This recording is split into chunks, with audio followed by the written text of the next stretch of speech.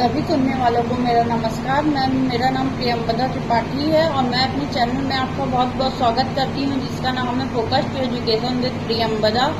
तो अपने पिछले आप सभी जानते हैं कि अपने पिछले कुछ दिनों से मैं मापन एवं मूल्यांकन में शैक्षिक मापन एवं मूल्यांकन के अंतर्गत आने वाले चैप्टर के विषय विभिन्न विषयों के विषय में चर्चा कर रही हूँ। तो उसी कड़ी में मैं पहुंची हूँ शिक्षा के उद्देश्यों का वर्गीकरण में। तो 3 उद्देश्य के जो वर्गीकरण है उसे तो हमने जान लिया, समझ लिया, उस पर वीडियो आ चुका है। जैसे कि ज्ञानात्मक क्षेत्र के उद्देश्य का वर्गीकरण क्या है, भावात्मक क्षेत्र के उद्देश्य का वर्गीकरण क्या है एवं मनोचालक या क्रियात्मक क्षेत्र के उद्देश्य का वर्गीकरण क्या है। तो वर्गीकरण तो हमने जान लिया, समझ लिया।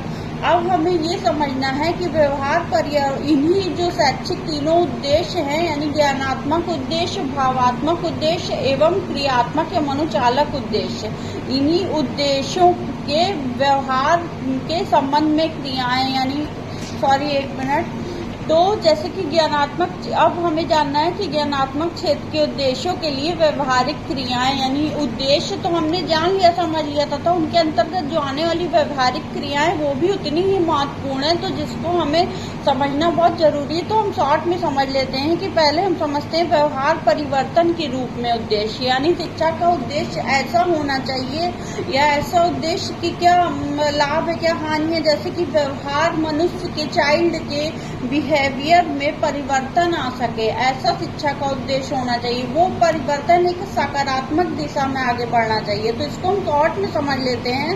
उसके बाद हम ज्ञानात्मक 1 by 1 करके अलग अलग वीडियो में बनाऊंगी, उस पर डिस्कस करूंगी। तो पहले आज मैं डिस्कस करूंगी ज्ञानात्मक क्षेत्र के उद्देश्य की व्यवहारिक क्रियाएं क्या हैं। तो पहले हम शॉर्ट में जान लेते हैं कि व्यवहार परिवर्तन के रूप में उद्देश्य क्या है। तो चलिए इसको समझते हैं। मूल्यांकन में स्पष्टता व यथार्थता के लिए तर्क संगत है कि शिक्षण उद्देश्यों को व्यवहार परिवर्तन के रूप में स्पष्ट किया जाए। यानी कि मूल्यांकन में स्पष्टता अगर लानी है और यथार्थता लानी है, उसके लिए यह तर्क संगत है कि जो टीचिंग एम्स है, शिक्षा के उद्देश्य हैं या शिक्षण के उद्देश्य हैं, टीचिंग लर्निंग प्रोसेस जो है उसके एम्स हैं को व्यवहार परिवर्तन के रूप में स्पष्ट किया जाए। यानी कि हमारे शिक्षा के उद्देश्य ऐसे होने चाहिए जो हमारे बालक के व्यवहार में परिवर्तन ला सके, जिससे वो और विकास कर सके, अपने व्यक्तित्व के विकास उसका हम कर सके,